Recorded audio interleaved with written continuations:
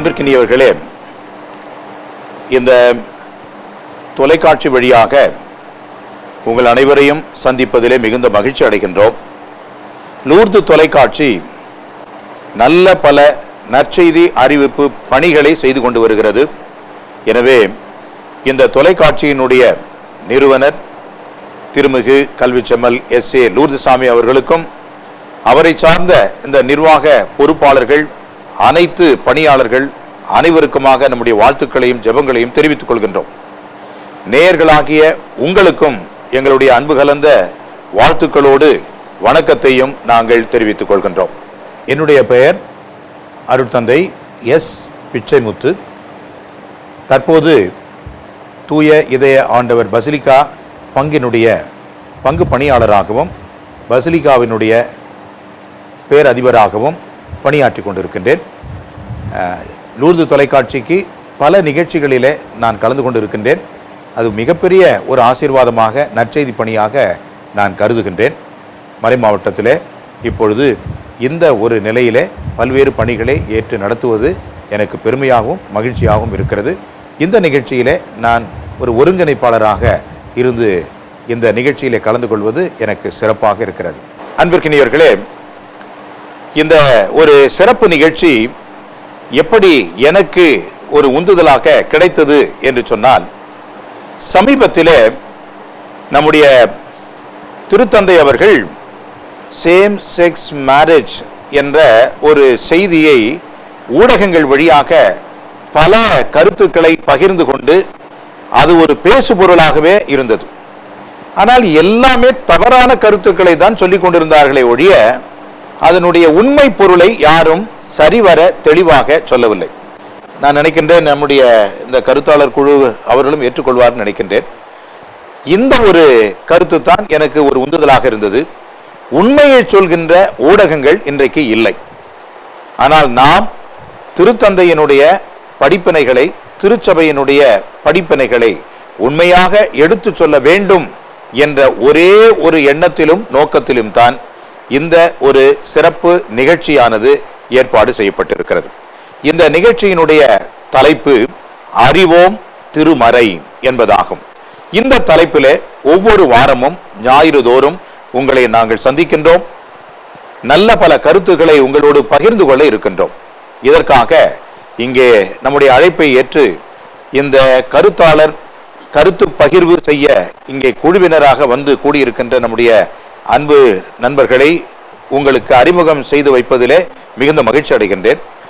முதலிலே அருட்தந்தை A. ராயப்பன் அடிகளார். அவர் தற்போது உப்பளம் புனித சவேரியார் மெய்ப்பு பணி நிலையத்தினுடைய இயக்குனர் தந்தையாகவும் நம்முடைய மறைமாவட்டத்திலே மறைமாவட்ட திருச்சபை நீதிமன்றத்தினுடைய நீதிபதியாகவும் அவர் பணியாற்றி கொண்டிருக்கிறார். என்னுடைய பெயர் அருட்தந்தை A. ராயப்பன்.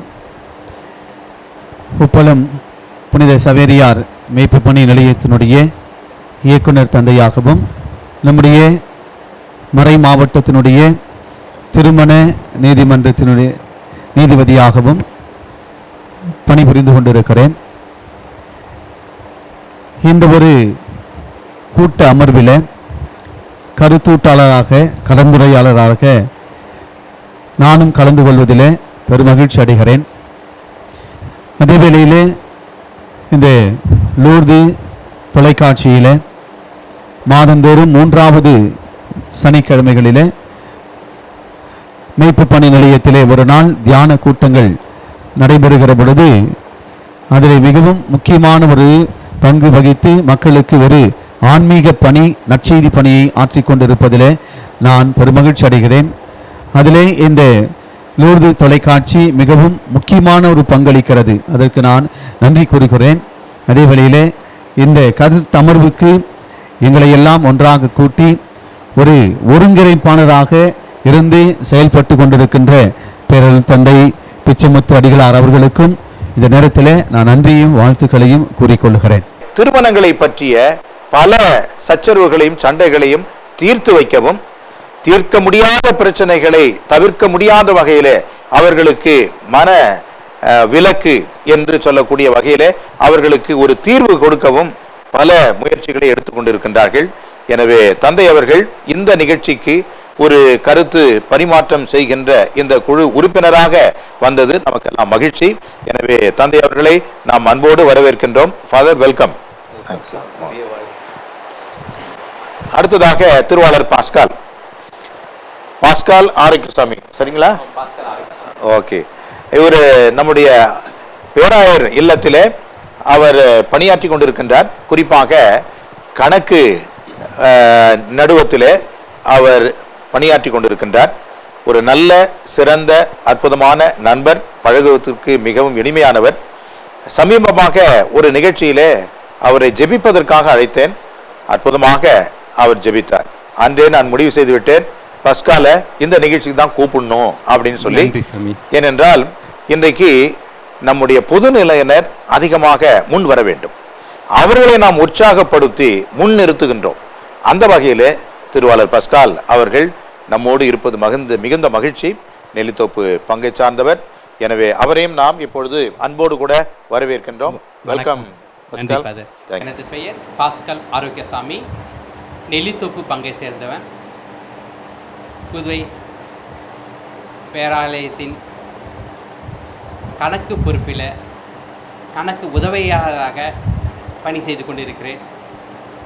அருமையான தந்தை அவர்கள் இந்த அறிவோம் திருமறை நிகழ்ச்சியில் ஒரு பங்காளராக பங்கு பெற எனக்கும் ஒரு வாய்ப்பை கொடுத்திருக்கிறார் லூர்து டிவி மூலமாக.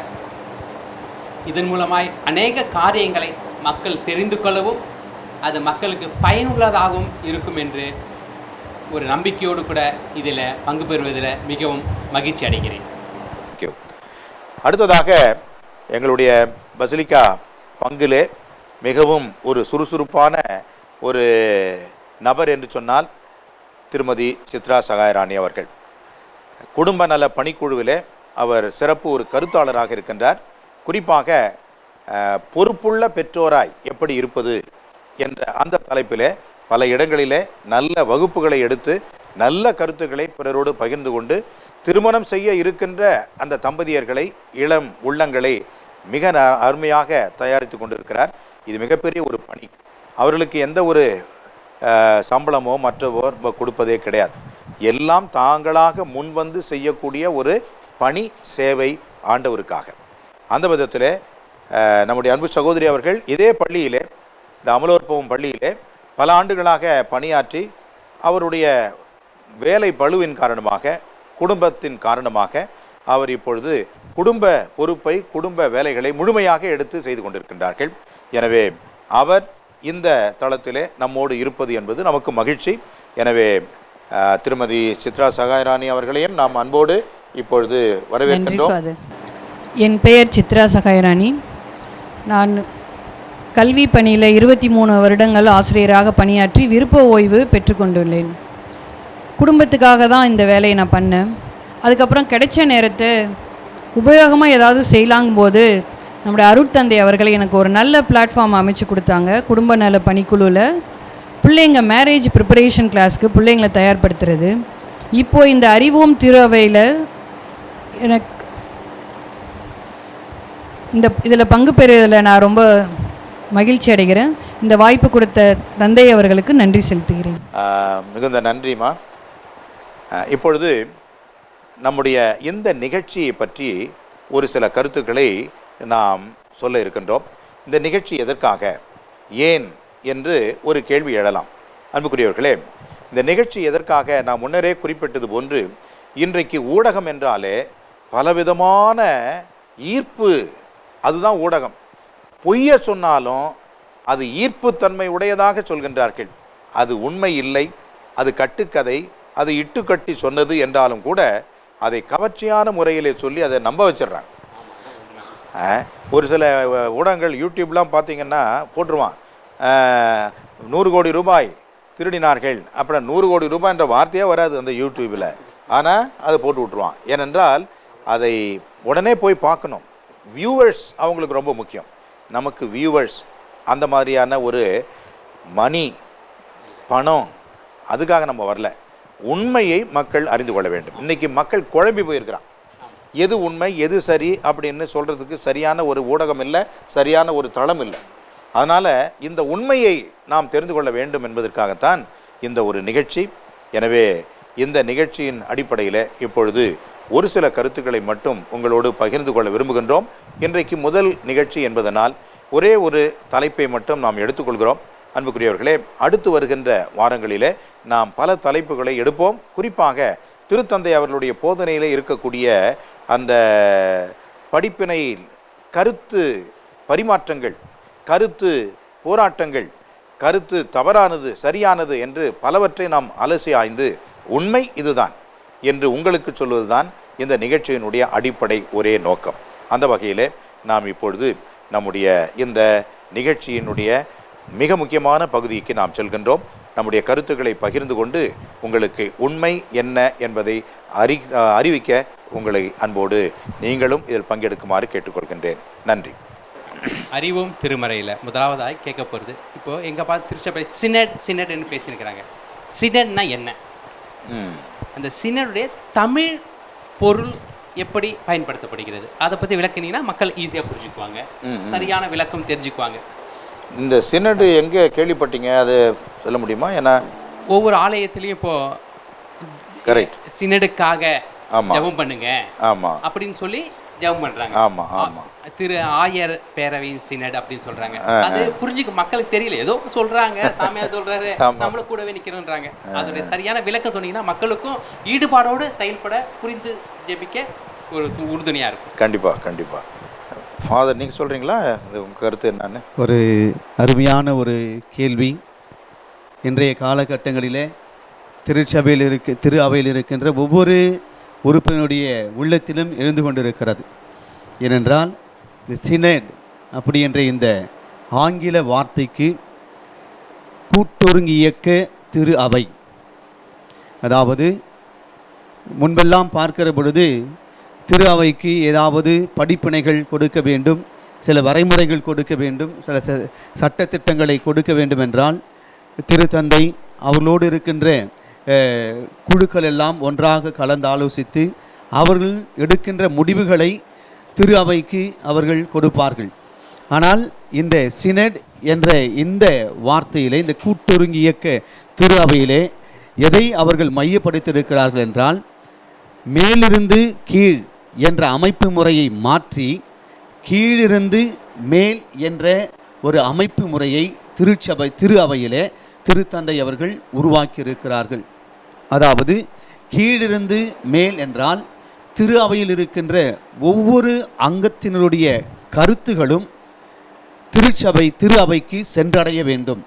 அவர்கள் எழுப்புகின்ற அந்த கருத்துகள் தல திரு அவைக்கு சென்று சேர்ந்து அங்கிருக்கின்ற திருத்தந்தை அவர்களோடு இருக்கின்ற ஆலோசனை குழுக்களோடு திரு அவையில் இருக்கின்ற அந்த அடிமட்டத்தில் இருக்கின்ற உறுப்பினர்கள் கொடுக்கின்ற அந்த கருத்துக்களை கலந்தாலோசித்து இவைகளெல்லாம் ஒரு பொதுவான ஒரு முடிவுகளாக திரு அவைக்கு கொடுப்பது தான் இந்த கூட்டொருங்கியக்க திரு அவையினுடைய ஒரு முக்கிய சாரம்சமாக திருத்தந்தை அவர்கள் கொடுத்திருக்கிறார்கள். எனவே தான் முன்பெல்லாம் பார்க்கிற பொழுது மேலிருந்து கொடுக்கிறார்கள் என்றால் அதை திரு அவை அங்கத்தினர்கள் ஏற்றுக்கொள்வார்கள். இப்பொழுது எல்லோருடைய கருத்துகளும் முழுமையாக ஏற்றுக்கொள்ளப்பட வேண்டும் என்பதைத்தான் முன்வைக்கிறார்கள். அதனால்தான் இப்பொழுது நம்முடைய இந்திய திரு அவை என்பது இயேசு கிறிஸ்துனுடைய இறப்பு உயிர்ப்பு அந்த நினைவினுடைய 2000 ஆண்டு அந்த ஜூபிலியை வருகின்ற 2033 ஆண்டில் கொண்டாட இருக்கிறார்கள். பிறகு நம்முடைய இந்த சிசிபி என்று சொல்லக்கூடிய இந்திய கத்தோலிக்க லத்தீன் ரீதி ஆயர்களுடைய பேரவையானது துவங்கப்பட்டு 40வது ஆண்டு இந்த ரூபி ஜூபிலி என்று சொல்லுவார்கள், அது 2028 ஆண்டு கொண்டாடப்பட இருக்கிறது. எனவே இந்த 10 ஆண்டுகளிலே வர இருக்கிற இந்த 10 ஆண்டுகளிலே நம்முடைய இந்த இந்திய கத்தோலிக்க திரு அவையானது இருக்கின்ற எல்லா பணிக்குழுக்களுடைய செயல்பாடுகள் எப்படி இருக்க வேண்டும், அதனுடைய அடிப்படையிலே நம்முடைய இந்திய கத்தோலிக்க திரு அவை எப்படி ஆன்மீக வாழ்விலே முன்னெடுக்க வேண்டும் என்று அவர்கள் ஒரு கருத்தை முன்வைத்து இப்பொழுது இந்த சினட் என்ற இந்த ஒரு அமைப்பு முறையிலே கருத்துக்களை இந்த ரீஜன் பிறகு இந்த ஒவ்வொரு மறைமாவட்ட அளவில் அவர்கள் கருத்துக்களை சேகரித்து கொண்டிருக்கிறார்கள். அதன் அடிப்படையில் இந்த கருத்துக்கள் எல்லாம் நம்முடைய இந்த இந்திய கத்தோலிக்க ஆயர் பேருடைய மன்றத்துக்கு சென்று அவர்கள் கலந்தாலோசித்து ஒரு பொதுவான முடிவுகளை கொடுப்பார்கள். இது நம்முடைய கத்தோலிக்க திரு அவையில் இருக்கின்ற ஒரு சிறப்பம்சமாக திருத்தந்தை அவர்கள் நமக்கு கொடுத்திருக்கிறார்கள். இதுதான் இந்த சின்னருடைய பொருளாக இருக்கிறது. பஸ்கால், உங்களுக்கு ஓரளவுக்கு இதை பற்றி தெளிவு கிடைச்சிருச்சாங்க உங்களுக்கு? சாமி, உங்களுடைய விளக்கம் எனக்கு மட்டும் இல்லை, கேட்குற எல்லாருக்கும் விளக்கம் தெரிஞ்சுக்கோ. சின்னர்னா இது வரைக்கும் புரியாமல் கேள்வி கேட்டுவாங்க. ஓ, இதுதான் கீழிலிருந்து. அதுதான் முக்கியமானது. இப்போ உங்கள் பங்குலெல்லாம் வந்து ஒரு கேள்வி தாட்கள் வந்திருக்கும், கொஸ்டினர் உங்களுக்கு கொடுத்துருப்பாங்க. அந்த கொஸ்டினரில் பார்த்தீங்கன்னா ஒரு சில கேள்விகளை வரிசைப்படுத்தி உங்கள்கிட்ட கேட்டிருப்பாங்க. இப்போ நான் வெளியனூரில் இருந்த சமயத்தில் அந்த கொஸ்டினரை மக்களை கூட்டி அன்பியமாக அவங்களுக்கு அதை கொடுத்து அந்த பதிலெல்லாம் வாங்கி அதை நான் வந்து மறைமாவட்டத்துக்கு அனுப்பி மறைமாவட்டம் வந்து நம்முடைய இந்திய அளவில் அதை அவங்க சேகரித்து அதை அவங்க என்ன செஞ்சாங்க, ஆசிய அளவில் சேகரித்து ஆசியா கண்டத்தினுடைய ஒரு கருத்தாக அவர்கள் ரோமைக்கு அனுப்பினார்கள். அப்போ இந்த பங்கு, என்னுடைய பங்கு, அதுதான் ஒரு அடித்தள சமூகமாக அங்கே இருக்கக்கூடிய ஒரு கடைநிலை ஆளுனுடைய கருத்து கூட ரோமைக்கு சென்று அந்த ஒரு பேர் இயக்கத்தில் மாமன்றத்தில் பேசுகின்ற அளவுக்கு இது இந்த முறை அது ஒரு சிறப்பம்சமாக இருந்தது என்பதுதான் உண்மை. அப்போ சினட் அப்படின்னா சேர்ந்து பயணிக்கின்றோம், சேர்ந்து இயங்குகின்றோம், அந்த ஒரு கருத்தின் அடிப்படையில் தான் இப்போ ஃபாதர் சொன்ன அந்த விளக்கம் இருக்குது. அது அங்கே மட்டும் இல்லை, இந்திய அளவிலும் இப்போ செஞ்சிட்டு இருக்கிறாங்க அப்படின்றதையும் அவர் விளக்கம் சொன்னார். நல்ல விளக்கம், எல்லாருக்கும் புரிஞ்சிச்சு, எனக்கும் ஒரு பயனுள்ளதாக இருந்துச்சு. சந்தோஷம். ஃபாதர், இதற்கு முன்னாடி இதை மாதிரி மாமன்றங்கள் ஏதாவது நடந்திருக்கிறதா? அதோட எய்மை வந்து அச்சீவ் பண்ணியிருக்கீங்களா? இல்லை இது வெறும் நடைமுறைக்கு ஒத்து வந்திருக்குதா, விவாத மேடையோடு நின்று விட்டதா? இதை கொஞ்சம் சொன்னீங்கன்னா நல்லாயிருக்கும். இது என்னோட கேள்வி மட்டும் இல்லை ஃபாதர், பல பேர்களோடைய மனதின் குரல். நீங்கள் கேட்ட கேள்வி அருமையான ஒரு கேள்வி, மக்களுடைய குரலாக நீங்கள் பேசியிருக்கிறீங்க. இதற்கு தெளிவான ஒரு விளக்கத்தை தந்தை அவர்கள் இப்பொழுது நமக்கு தெளிவுபடுத்துவார்கள். கண்டிப்பாக. இப்போ சகோதரி சித்ரா சொன்னாங்க, இது என்ன ஒரு மீட்டிங்கோடு முடிஞ்சிருமா, நடைமுறைக்கு ஏதாவது நீங்கள் கொண்டு வருவீங்களா, செய்வீங்களா அப்படின்னு ஒரு கேள்வி. பெரும்பாலும் நம்ம திருச்சபையில் இருக்கக்கூடிய மிகப்பெரிய ஒரு குறைபாடு என்னவென்று சொன்னால், டெஸ்க் ஒர்க்கு, பேப்பர் ஒர்க்கு, அவ்வளோதான், முடிஞ்சு போச்சு. டைம் டேபிள், அவ்வளோதான். அதன் பிறகு மக்களுக்கு அதனால் என்ன ஒரு பயன் அப்படின்னு பார்த்தோம் அப்படின்னா, இப்போ புதுவாழ்வு 2000, அப்புறம் அன்பியம், ஒன்று ஒன்றா நம்ம போயிட்டே இருக்கிறோம். அதனால் ஒரு நீண்ட கால நல்ல மாற்றம் என்பதற்கு ஏதாவது ஒரு வழி இருக்கா அப்படின்னு அருமையாக நீங்கள் கேட்டிருக்கீங்க. அது எல்லாருடைய கேள்வி நீங்கள் சொன்னீங்க. நிச்சயமாக அந்த நேயர்கள் இப்போ பார்த்துக்கிட்டு இருக்கவங்களும் அதே தான் நினச்சிக்கிட்டு இருப்பாங்க. இப்போ இதில் பாருங்கள், இதில் ஒரே ஒரு வித்தியாசம் மட்டும் நீங்கள் புரிஞ்சுக்கணும். ஃபாதர் சொன்ன மாதிரி அடிமட்டத்தில் இருக்கக்கூடிய கடைநிலையில் இருக்கக்கூடிய அந்த நம்பிக்கையாளருடைய விருப்பம் இப்போ மேலே போயிருக்கு அப்படின்னு சொல்லும்பொழுது, மேலிருந்து வந்தாக்கா அது ஒரு ப்ராஜெக்டாக முடிஞ்சிடும். ஆனால் கீழே இருந்து நம்முடைய தேவைகளை நாம் தெரிவிக்கின்ற பொழுது கண்டிப்பாக அதுக்கு நிறைய செயலாக்கம் செய்யக்கூடிய அந்த ஆற்றல் உண்டு, மாற்றம் கண்டிப்பாக வரும் என்பதில் சந்தேகமே இல்லை. உதாரணமாக பார்த்தீங்க அப்படின்னா, இந்த மாமன்ற அமர்வில் வழக்கமாக குருக்கள் இருப்பார்கள். ஆயர்களுக்குத்தான் முதன்மையான இடம். ஏனென்றால் அவர்கள்தான் திருச்சபையினுடைய திருச்சபையினுடைய தலைவர்கள், தூதர்களுடைய நேரடி அவர்கள் வழிமரபினர் என்ற முறையில் அவர்களுக்கு முதலிடம். ஆனால் குருக்களும் அவர்கள் சேர்ந்து இருப்பார்கள். ஏனால் திருச்சபை என்பது ஆயர் குருக்கள் என்ற அந்த ஒரு நிலையின் அடிப்படையிலே இருக்கிறது. ஆனால் இந்த முறை பார்த்தீர்கள் என்று சொன்னால், நிறைய அருட்சகோதரிகள், பெண்கள், ஆண்கள், பொது நிலையினரும் நீங்கள் பார்த்தீங்கன்னா இந்த சினட்ல, இந்த மாமன்ற அமர்வில் இருக்கிறாங்க. அவங்க சொன்னதையும் கூட ஒரு மிகப்பெரிய கருத்தாக அவங்க எடுத்துக்கிட்டாங்க. கண்டிப்பாக முதல் அமர்வு நிறைவேறிவிட்டது, முடிந்துவிட்டது. அடுத்த அமர்வு வர இருக்கின்றது. இப்போ இந்த அடுத்த அமர்வில் ஒரு சில கருத்துக்களை அவர்கள் தெளிவாக புரிதலோடு பேச போகிறாங்க. அதன் பிறகு இதனுடைய வெளிப்பாடு கண்டிப்பாக நம்மளுக்கு வரும். இது முதல் அமர்வு என்பதனால் they have set the stage.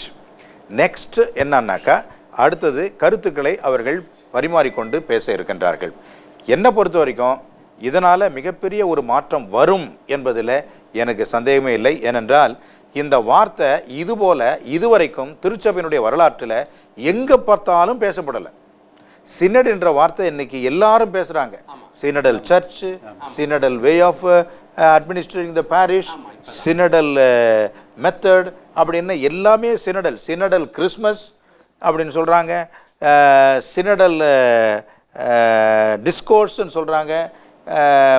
பல இடத்துல இந்த சினட் என்ற அந்த வார்த்தையை பொருத்தி அப்போ நம்முடைய பார்வையே, நம்முடைய அந்த ஒரு பார்க்கின்ற அந்த ஒரு நோக்கமே, கோணமே இந்த சினட் அப்படின்ற அந்த ஒருங்கியக்க அந்த ஒரு உணர்வோடு தெளிவோடு நம்ம பார்க்குறோம் என்பது பெரிய மாற்றம். அதனால் பாப்பரசர், ஆயர்கள் இருக்கிறாங்க, நம்முடைய தேவைக்காக வசதிக்காக இருக்கிறாங்க. இருந்தாலும் நம்ம எல்லோரும் ஒரே இயக்கத்தை சார்ந்தவர்கள் என்ற அந்த ஒருங்கிணைவு, கூட்டு ஒருங்கிணைவு அப்படின்றது முதல்ல நம்ம அச்சீவ் பண்ணியிருக்கிறோன்றது தான் நான் சொல்ல விரும்புகிறேன். அடுத்த அமர்வில் ஒரு சில கருத்துக்களை நிச்சயமாக அதை பற்றி பேசுவாங்க, நமக்கு தெளிவு கிடைக்கும்ன்றதில் நம்பிக்கை இருக்குது. மிகவும் நன்றி ஃபாதர். இப்போது இந்த சினடோட மைய கருத்தை நான் தெளிவாக புரிஞ்சுக்கிட்ட மாதிரியே நேயர்களும் புரிஞ்சிருப்பாங்கன்னு நான் நம்புகிறேன் ஃபாதர். கண்டிப்பாக. தந்தை அவர்களே, இந்த சினட் இப்போ நடந்து முடிஞ்சிருக்கு, முதல் அமர்வு. இதில் அனைவராலும் ஏற்றுக்கொள்ளப்படக்கூடிய சில கருத்துக்கள் திருத்தந்தை அவர்கள் கொடுத்திருக்கிறார்கள். ஆனால் இந்த சினடில் பல கேள்விகள் கேட்கக்கூடிய ஒரு நிலைப்பாடு இருக்கிறது. ஆமாம். ஏனென்றால் திருத்தந்தை கொடுத்த ஒரு சில கருத்துக்களிலே உலகளாவிய மக்கள் எல்லோருமே பேசிக்கொண்டிருக்கிறார். குறிப்பாக நம்முடைய தமிழக இந்த இந்திய நாட்டு மக்களும் கூட அதை பேசுகிறார்கள், தமிழகத்திலும் நம்ம பேசுகிறோம். அதில் பார்க்கிற பொழுது இந்த சேம் செக்ஸ் மேரேஜ், ஓரின பால் திருமணம், பிறகு இந்த பெண்களுக்கான இந்த குருத்துவ அழைப்பு, பிறகு குருக்களுக்கு இந்த துறவு தளர்ச்சி எல்லாம் வேண்டும் என்று பல கேள்விகளை அந்த சினடிலே முதல் அமர்வதை வைத்திருக்கிறார்கள். இவைகளெல்லாம் சாத்திய கூறுகளா? ஏனென்றால் திருச்சபையிலே பார்க்கிற பொழுது ஆண்டவர் இயேசு ஏற்படுத்திய இந்த குடும்பம் என்று சொல்லுகிற பொழுது ஆண் பெண் இணைந்ததுதான் திருமணம். ஆனால் ஏனென்றால் அந்த திருமணத்தில் ஒருமைத்தன்மை, பிள்ளைகளை பெற்றெடுத்தல், இவைகள் தான் முக்கியமாக இருக்கிறது. ஆனால் இந்த ஓரின பால் திருமணம் என்று சொல்லுகிற பொழுது, சேம் செக்ஸ் மேரேஜ் என்று சொல்லுகிற பொழுது, இது ஆண்டவருடைய போதனைக்கு எதிராக அமைவதாக இது எனக்கு தெரிகிறது. இது ஃபாதர், இப்போ இதை நல்லா நம்ம புரிஞ்சுக்கணும். இதுக்கு தான் இந்த மாதிரியான நிகழ்ச்சிகள்லாம் நம்ம அடிப்படையில் எடுத்துருக்குறோம். சேம் செக்ஸ் மேரேஜ், இந்த வார்த்தைகளே ஒன்றுக்கொன்று பொருந்தாத வார்த்தைகள், டேர்ம்ஸ் இன் கான்ட்ரடிக்ஷன் அப்படின்னு சொல்லுவாங்க. என்னென்னா, இங்கே ஓர் இனம் தான், இந்த ஓர் இனத்தில் எப்படி திருமணம் வரும்? திருமணம் என்று சொன்னாலே ஆணுக்கும் பெண்ணுக்கும் உள்ளது தான் திருமணம், இல்லைங்களா? அப்படி இருக்கும்பொழுது எப்படி இப்போ ஆணும் எப்படி கல்யாணம் பண்ணிக்கிறது சொல்லுங்கள் பார்ப்போம். அது என்ன திருமணம் அது? கரெக்டு. இப்போ என்னன்னா, சமூக ஓட்டத்தில் நாமளும் ஓடிடக்கூடாது அப்படின்றது தான் ரொம்ப முக்கியமான ஒன்று. இப்போ கடவுளுடைய படைப்பில் நீங்கள் எதாவது சொல்ல விரும்புறீங்களா சித்ரா? தொடக்க நூல்லே நம்ம பார்ப்போம் ஃபாதர், பைபிளில் முதல் அதிகாரத்திலேயே கடவுள் தன் உருவில் ஒரு மனிதனை படைத்தார், ஆணும் பெண்ணுமாய் படைத்தார், அவர்களை ஆசீர்வதித்து பழுகி பெருகி உலகை நிரப்புங்கள் என்று சொன்னார். நமக்கு கொடுத்த ஃபர்ஸ்ட் அசைன்மெண்ட்டே அதுதான். இப்போ எடுத்த உடனே இந்த இது நமக்கு அதுக்கே எதிரால இருக்குது ஃபாதர். கரெக்டு, நீங்கள் சொல்கிறது கரெக்டு. இப்போ ஃபாதர் ஒரு கருத்து சொன்னார், திருச்சபை சட்டம் அதுதான் சொல்லுது. அது மட்டுமல்ல, நம்முடைய திருமறை போதனை அதுவும் அதுதான் சொல்லுது. என்ன சொல்லுது அப்படின்னா, திருமணம் எதற்காக? முதல்ல திருமண தம்பதியர்களுக்காக, அவங்களுடைய நலனுக்காக, அவங்களுடைய மகிழ்ச்சி சந்தோஷ வாழ்வுக்காக. அது மட்டுமல்ல, அப்படி ஒரு கடவுள் இந்த திருமணத்தை உருவாக்கி இருப்பார்கள் சொன்னால், குழந்தை பெறாத நிலையிலே கடவுளே மக்களை உருவாக்கி நீங்கள் ரெண்டும் சந்தோஷமாக இருங்க அப்படின்னு சொல்லியிருப்பார். அப்படி இல்லை, நீங்கள் ரெண்டு பேரும் சந்தோஷமாக இருங்க, அதனால் கடவுள் உங்களுக்கு குழந்தை பேற்றை கொடுப்பார், அந்த குழந்தைகளை பெற்று வளர்த்து நீங்கள் ஆளாக்குங்கள். எனவே திருமண தம்பதியர்களுடைய நலன், இரண்டாவது மக்கள் பேர், குழந்தை பேர், இது ரெண்டு தான் இப்போ ஃபாதர் மையமாக வச்சது. இப்போ பாருங்கள், இந்த ஓரின சேம் செக்ஸ் மேரேஜ்னு சொல்கிறோமே, அதில் பார்த்திங்கன்னா முதல்ல மேரேஜ் கிடையாது, அது இணைவு, சேம் செக்ஸ் யூனியன் அப்படின்னு வேணால் வச்சுக்கலாம். அப்போ அதில் பார்த்திங்கன்னா அவங்களுடைய நலன் எங்கே இருக்குது? அவங்களுடைய நலனே வந்து ஒரு விபரீதமான விஷயமாக இருக்குது. ரெண்டாவது, குழந்தை எப்படிம்மா பெற்றுக்குவாங்க? எப்படி குழந்தைகள் பெற்றுக்கொள்வாங்க? அப்போ கடவுளுடைய அடிப்படை திட்டமே இந்த திருமணம் என்பது குழந்தைகளை பெற்று வளர்ப்பது. ஒரு பெண் தாய்மை பேறு அடைகின்ற அந்த சமயத்தில் தான் அந்த பெண்ணுக்கு உரிய அந்த உச்சகட்டமான மகிழ்ச்சி, இந்த உலகத்தில் ஒரு பெண்ணாக பிறந்ததற்கான ஒரு பயன், ஒரு நிறைவு, ஒரு முழு நிறைவு அதில் தான் இருக்குது. அதனால தான் குழந்தைக்காக ஏங்குறாங்க. ஒரு பக்கம் சேம் செக்ஸ் மேரேஜ்னு பேசிகிட்டு இருக்கீங்க, இன்னொரு பக்கம் குழந்தை வேணுன்றீங்க. எப்படி குழந்தைகள் வரும்? ஏனென்றால் இன்றைக்கி குழந்தைகளை ஆர்டிஃபிஷியலாக செயல்முறையில் நம்ம செயற்கையாக உருவாக்க கற்றுக்கிட்டோம். இப்போ ஆர்டிஃபிஷியல் இன்டெலிஜென்ஸ் ஒன்று வருது. அது வந்ததுனாக்கா நம்ம சமூகத்துக்கு ஒரு பேரழிவை சந்திக்கக்கூடிய பேராபத்து இருக்கிறது. அதுக்காக நம்ம வரக்கூடாதுன்னு சொல்ல வரல, அந்த மாதிரி நம்ம பின்தங்கி இருக்கக்கூடாது. நாம் எப்பொழுதும் முன்னே செல்ல வேண்டும், முன்னோக்கி போக வேண்டும். ஆனால் அதுக்கும் ஒரு வரைமுறை இருக்குது. அது எதில் வரணும், எதில் இருக்கணும், அதோடு நிறுத்திக்கணும். அதுக்கு மேலே வருது அப்படின்னு சொன்னாக்கா அது it's damaging the natural system of a marriage and family இன்றைக்கு உலகத்தில். அதனால் இப்போ ஃபாதர் சொன்னதும், இப்போ அவர் பஸ்கால் சொன்னதும், இப்போ சித்ரா சகோதரி சொன்னதும் எப்படி அது முறையே கிடையாது, அது திருமணம் என்று சொல்ல முடியாது. அப்படி இருக்கும் பொழுது சேம் செக்ஸ் மேரேஜ்னு எப்படி பாப்பரசர் சொல்லிருப்பாரு? ஆனால் ஃபாதர் அதான் சொல்கிறாங்க, திருச்சபை அங்கீகரிக்க தான் பேசுகிறாங்க. நல்ல வார்த்தை சொன்னீங்க. வார்த்தை திருச்சபை இது அங்கீகரிச்சிருச்சு, திருச்சபையில் இது அங்கீகாரம் கொடுக்கப்படுகிறதுன்னு சொல்கிறாங்க. அது உண்மையா? இல்லை, திருச்சபை அங்கீகாரம் செய்யலை. திருச்சபையை அங்கீகாரம் செய்ய முடியாதுங்க. கடவுள் தான் இதில் அங்கீகாரம் செய்ய முடியும், இதில் திருச்சபை அங்கீகாரம் செய்ய முடியாது. ஆனால் நிறைய பேர் இது தவறாக புரிஞ்சுக்கிட்டு இதை பாப்பரசர் வந்து இதுக்கு அங்கீகாரம் கொடுத்துட்டாரு, இனிமேல் மந்திரிக்கலாம், போகலாம், வரலாம் அப்படின்னு சொன்னார். அவர் என்ன சொன்னார்? பிளெயினாக போய் சொல்லிடுறேன் நான். என்ன சொன்னார் அப்படின்னாக்கா, நீங்கள் ஒரு திருத்தலத்துக்கு போகிறீங்க, உதாரணமாக வேளாங்கண்ணிக்கு போகிறீங்க, 2 பேரும் ஓரின சேர்க்கை உடையவர்களாக இருக்கிறார்கள், அது உங்களுக்கு நல்லாவே தெரியுது. 2 பேரும் வராங்க உங்கள்கிட்ட வந்து, ஃபாதர் ப்ளீஸ் பிளெஸஸ் அப்படின்னு சொல்கிறாங்க. நீங்கள் பிளஸ் பண்ணுவீங்களா, பண்ண மாட்டிங்களா? பண்ணணும். அதில் என்ன இருக்குது? நீங்கள் அந்த பிளஸ் பண்ணுறதுனால அவங்க 2 பேரும் நீங்கள் திருமண தம்பதியர்களாக வச்சு கல்யாணத்தை முடிக்கிறீங்களா? இல்லையே. திருமணம் என்பது என்ன? திருமணம் என்பது அதுக்குரிய வழிமுறைகளோடு அந்த திருமணம் நடைபெற வேண்டும். இப்போ ஃபாதர் வந்து அவர் திருச்சபை சட்டத்தில் அவர் உயர் படிப்பு படிச்சிருக்கிறாங்க. இப்போ அந்த சட்டத்தின் அடிப்படையில் பார்த்தீங்க அப்படின்னாக்கா, அந்த சட்டத்திற்கு உட்பட்ட வகையில் வயது இருக்க வேண்டும், ஒழுங்கான பால் முதிர்ச்சி இருக்க வேண்டும், அவர்கள் திருச்சபையின் முறைப்படி அவர்கள் திருப்பலியிலே அல்லது திருமுறைப்படி அவர்கள் திருமணத்தை ஏற்றுக்கொள்ள வேண்டும். எல்லாவற்றிற்கும் மேலாக அவர்களுடைய சம்மதம், கன்சென்ட் அப்படின்னு சொல்கிறது, அந்த consent should be integral, full, அது இருக்கணும். இதெல்லாம் அதில் இருக்குதா? இவங்க எத்தனை நாள் ஒன்றா இருக்க போகிறாங்க?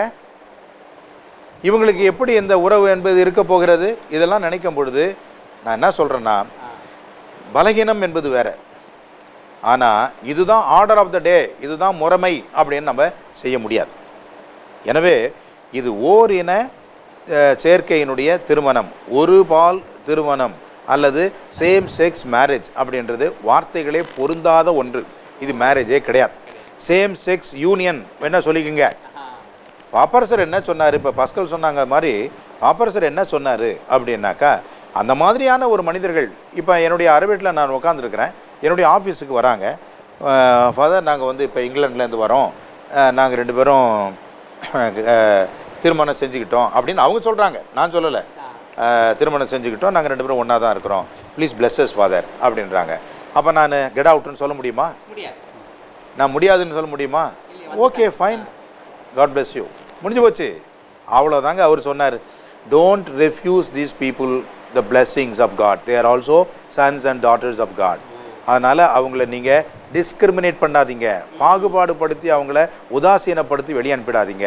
அவங்களையும் கரிசனையோடு கருணையோடு நீங்கள் அரவணையுங்க, அவங்களையும் நீங்கள் பாருங்கள். இதுதாங்க அவர் சொன்னார், இதுதான் அவர் சொன்னார். ஆனால் தலைகீழ மாற்றி கராமுரான்னு இவங்க என்ன பண்ணிட்டாங்க, இந்த மாதிரி கருத்துக்களை எல்லாம் சொல்லி குழப்பி விட்டுட்டாங்க. தந்தை அவர்களே, இடையூறுக்கு மன்னிக்கவும். இப்போ 2 பேரும் ஒரே சேம் செக்ஸ் வராங்கன்னும் போது நீங்கள் அவங்கள ப்ளெஸ் பண்ணுறீங்க.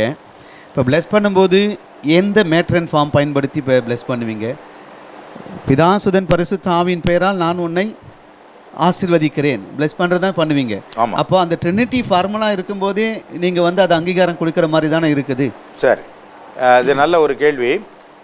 இப்போ நான் மேரேஜ் ப்ளெஸ் பண்ணல, I am blessing the person. I am blessing the person and this blessing is from God. இந்த blessing என் blessing இல்லை. நான் யார் அவங்கள bless பண்ணுறது?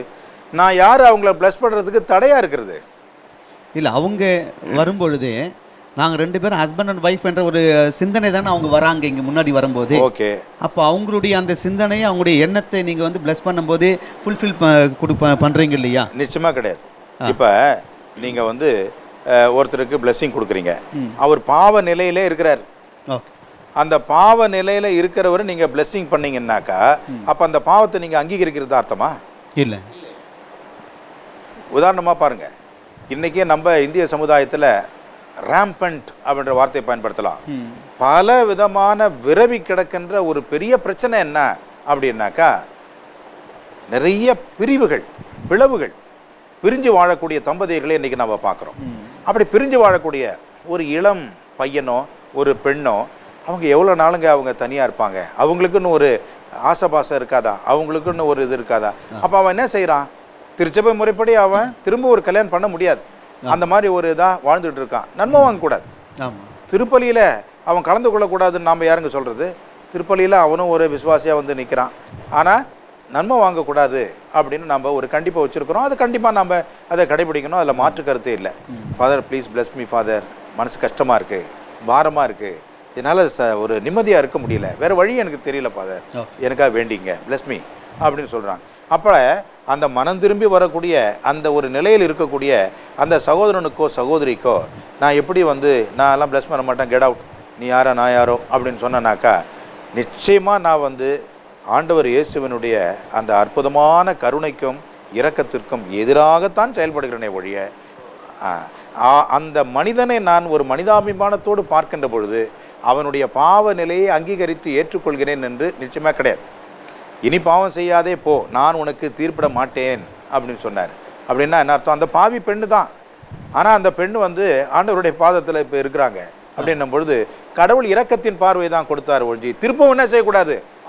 அதே ஒரு அந்த பாவ கண்ணோட்டத்தோடு நம்ம பார்த்தோம் அப்படின்னாக்கா நிச்சயமாக அவங்க இன்னும் அதிகமாக விலகி தான் போவாங்களே ஒழிஞ்சு ஆண்டவருடைய கருணையும் இரக்கத்தையும் நிச்சயமாக அவங்க உணர மாட்டாங்க.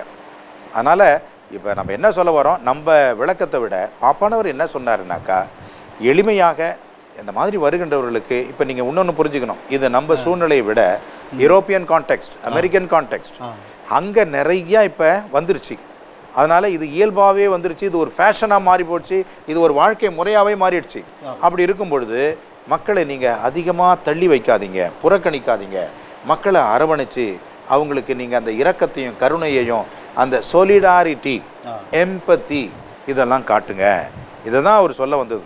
அதனால் அதை மாற்றி திருச்சி நாம் பொருள் கொள்வது என்பது தவறு என்பதை முதலிலே நாம் புரிந்து கொள்ள வேண்டும். அதனால் இந்த பாயிண்ட்டுக்கு சரியான ஒரு பதில் கிடைத்திருக்கும்னு நினைக்கின்றேன். இது பற்றி உங்களுடைய கருத்து இருந்ததுனாக்கா தயவுசெய்து நீங்கள் பிறகு நம்ம லூர்து தொலைக்காட்சிக்கு தெரிவிங்க. அதை பற்றி விளக்கம் தொடர்ந்து உங்களோடு பேசுவதற்கு தயாராக இருக்கிறேன். நன்றி ஃபாதர், இதை ஒரு சரியான கண்ணோட்டத்தில் நாங்கள் இப்போ புரிஞ்சுக்கிட்டோம். என்னோட அடுத்த கொஷினாக ஃபாதர், பெண்களுக்கு குருத்துவம் மறுக்கப்படுகிறதா? அதை நீங்கள் ஒத்துக்கிறீங்களா? அவங்களுக்கு சமமான பார்ட்டிசிபேஷன் கொடுக்குறீங்களா? இதுக்கு உங்கள் பதிலை சொல்லுங்கள் ஃபாதர். சரி, நான் சித்ராவே கேட்குறேன். இப்போ நீங்கள் என்ன நினைக்கிறீங்க? பெண்களுக்கு நம்ம பங்கில், நம்ம சேக்ரட் பசிலிக்கா பங்கில் பெண்களுக்கு சமமான உரிமையை நாங்கள் கொடுக்குறோமா? அதை நாங்கள் கொடுக்குறோன்றதை விட நாம் கொடுக்குறோமா? நம்ம பங்கில் கிடைக்குதா? எப்படி நீங்கள் எப்படி ஃபீல் பண்ணுறீங்க? ஒரு பர்சனல் கொஸ்டின் உங்களுக்கு. நான் இதை பெருமையாகவே சொல்லுவோம் ஃபாதர். நம்ம வந்து இதுக்கு ஒரு முன்னோடியாகவே இருக்கிறோம். எல்லாத்துலேயுமே நம்ம சமமாக நம்ம நடத்திக்கிட்டு தான் வரோம். இது ஏன் மற்ற இதுலேயும் நடக்கலை அப்படிங்கிறதான் என்னோட ஆதங்கம் ஃபாதர். நீங்கள் கேட்ட கேள்வி வந்து உங்களுடைய சார்பாக இருந்து நீங்கள் கேட்டிருக்கீங்க, பெண்குலத்தினுடைய ஒரு பிரதிநிதியாக இருந்து கேட்டிருக்கீங்க, எங்களுக்கு முன்னுரிமை வேணும்னு. ஆனால் இன்றைக்கி இந்த சினட் என்ற இந்த வார்த்தையே பெண்களுக்கும் முக்கியத்துவம் கொடுக்கணும், அவங்களையும் வந்து நம்ம ரெண்டாம் நிலையிலே பார்க்கக்கூடாது, அவர்களும் திருச்சபையிலே ஒரு கடவுளின் படைப்பிலே ஒரு அங்கத்தினர்கள் என்பதைத்தான் திருத்தந்தை அவர்கள் முன்வைத்திருக்கிறார்கள். அந்த நீங்கள் கேட்ட அந்த கேள்விகளை வரவேற்கிறோம்.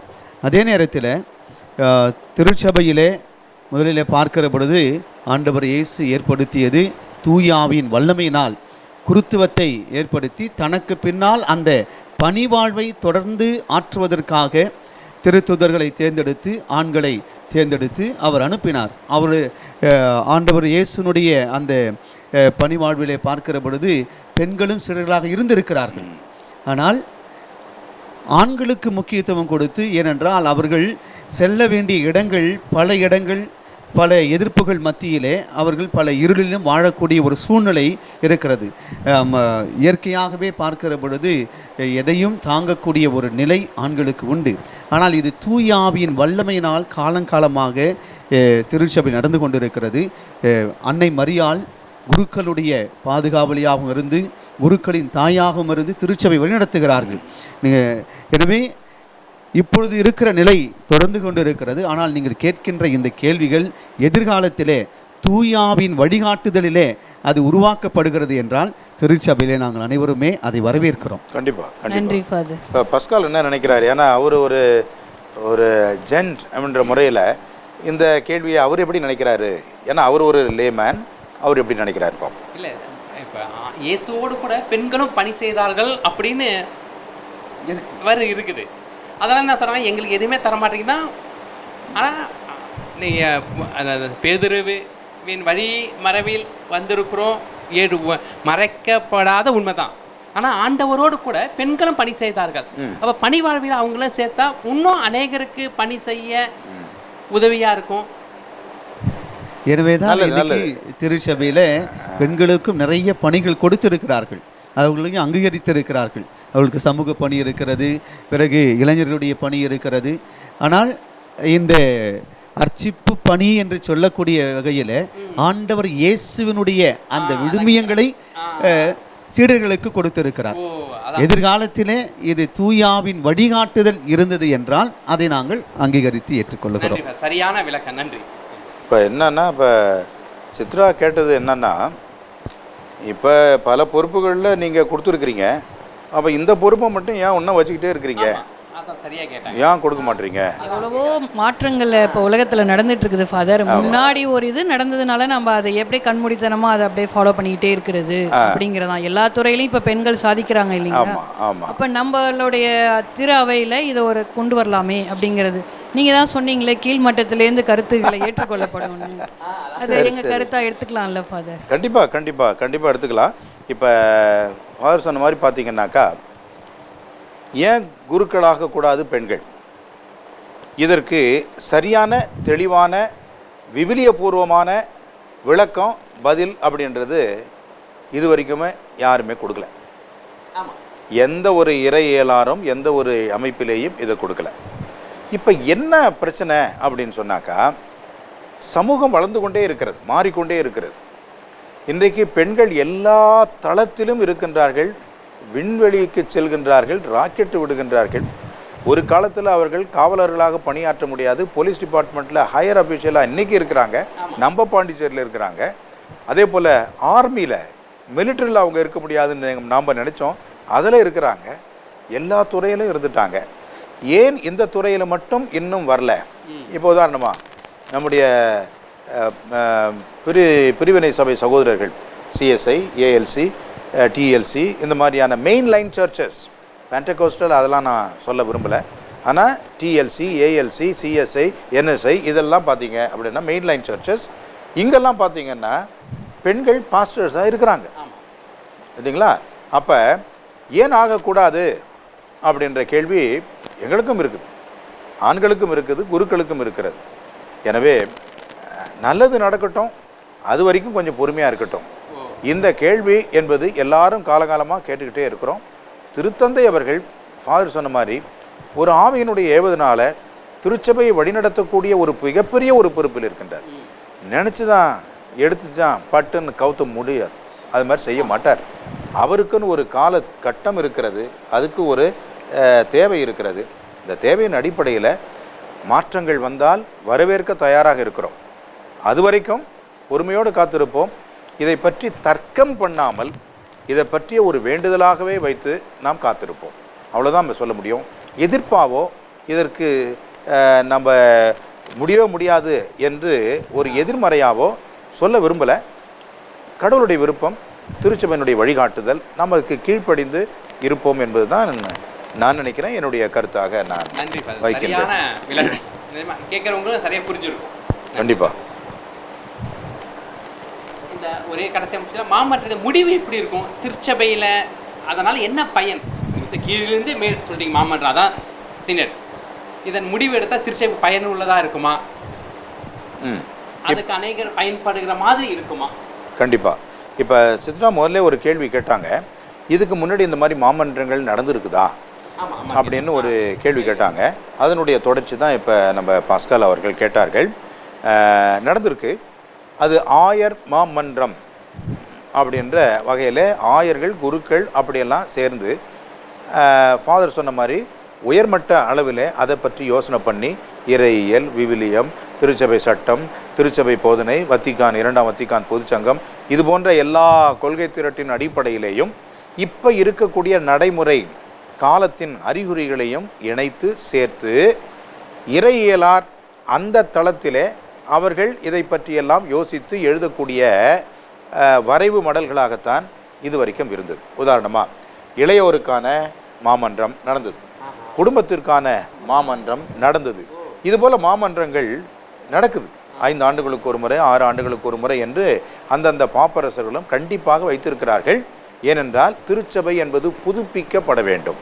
திருச்சபை என்பது மாற்றம் பெறக்கூடிய சமூகத்தினுடைய ஒரு அங்கமாக இருப்பதனால் அந்த மாற்றத்திற்கு ஏற்ப அது புதுப்பிக்கப்பட வேண்டும் என்ற அந்த ஒரு கண்ணோட்டத்தில் தான் இதுக்கு முன்னாடியும் இந்த மாதிரியான மாமன்றங்கள் நடந்திருக்குது.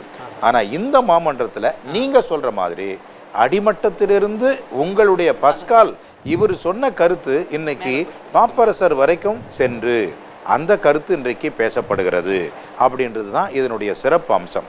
இப்போ பஸ்காலினுடைய ஒரே ஒரு ஆதங்கம் என்னன்னாக்கா, என் கருத்து மேலே போயிடுச்சு, அந்த டெஸ்க்லேயே இருக்குமா, டிராவில் போட்டு பூட்டிடுவாங்களா, அதுக்கு ஏதாவது ஒரு பலன் இருக்குமா அப்படின்னா நிச்சயமாக இருக்கும் அப்படின்றது தான் என்னுடைய கருத்து. அதை பொறுத்து இருந்து நாம் பார்க்க வேண்டும். நாம் நினைக்கிற மாதிரி நான் ஒரு கருத்து எழுதியிருக்கிறேன். என்ன கருத்து எழுதியிருக்கிறேன்? எல்லா மக்களும் கோயிலுக்கு வர வேண்டும், அதற்கு நீங்கள் ஏற்பாடு செய்ய வேண்டும், அதான் அவருடைய கருத்துன்னு வச்சுக்கிங்க. அது பாப்பரசர் வரைக்கும் போயிருக்குது. ஆனால் பாப்பரசர் எல்லா மக்களுக்கும் வருவதுக்கு என்ன ஒரு யுக்தி செய்ய முடியும்? அந்த மாதிரி நாம் திங்க் பண்ணக்கூடாது. மாறாக ஒரு பொதுவான ஒரு மக்களுக்கு ஏற்ற ஒரு திரு அவையாக, மக்களுக்கு ஏற்ற ஒரு திருப்பலியாக, திருவழிபாடாக, ஒரு கொண்டாட்டமாக நாம் நம்முடைய திருவழிபாடு திருப்பலி இருக்கிறதா? அதுக்கு நம்ம என்ன செய்யணும்? அப்போ உங்களுடைய அந்த specific question will be answered by the common approach, by the common answer. அந்த மாதிரி தான் செய்ய முடியும் ஒழிஞ்சு இதை நம்ம தனிப்பட்ட விதமாக செய்வது என்பது கொஞ்சம் கடினமாகத்தான் இருக்கும். ஆனால் கண்டிப்பாக மாற்றம் இருக்கும், கண்டிப்பாக அதனுடைய நல்ல பின்விளைவுகள் நல்ல மாதிரியாக இருக்கும் என்பது தான் என்னுடைய நம்பிக்கை, என்னுடைய கருத்து. நன்றி ஃபாதர், சரியான விளக்கம், உதவியாக இருந்துச்சு. அப்போ எங்களுடைய கருத்தும் ஒரு நாள் பலன் கொடுக்கும் கண்டிப்பாக அப்படின்னு தெரிஞ்சுக்கணும். கண்டிப்பாக நீங்கள் தான் கருத்து கொடுக்குறவங்க, நீங்கள் தான் முக்கியமான ஆள், நீங்கள் தான் அதனுடைய நடுவமாக இருக்கிறீங்க அப்படின்றதையும் புரிஞ்சுக்கணுன்றதுக்காக தான் இந்த அமைப்பு. நான் நினைக்கிறேன் இந்த நிகழ்வு இதோடு நாம் முடித்துக்கொள்ளலாம் என்று நினைக்கின்றேன். மிகவும் பயனுள்ளதாக இருந்திருக்கும் என்று தான் நான் கருதுகின்றேன். காரணம், ஒரு ஆண் பெண் ஒரு குருவானவர், அதை ஒருங்கிணைக்கக்கூடிய வகையிலே நான் இருக்கின்றேன்.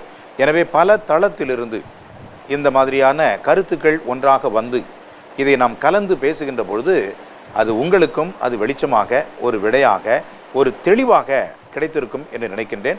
பல கருத்துக்களை நாம் பேசினோம். அதே போன்று அடுத்த வாரமும் இதே நாளில் இந்த ஞாயிற்றுக்கிழமை உங்களுக்கு இந்த கருத்துக்களை இன்னும் அதிகமாக ஆழமாக பகிர்ந்து கொள்ள இருக்கின்றோம். எனவே இவ்வளவு நேரம் நீங்கள் தொலைக்காட்சி முன்பாக அமர்ந்து இந்த நிகழ்ச்சியை கண்டு இந்த தெளிவுகளை பெற்று பலனடைந்ததற்காக உங்கள் அனைவருக்குமாக எங்கள் அனைவரின் சார்பாக நன்றியை தெரிவித்துக் கொள்கின்றோம். God bless you all.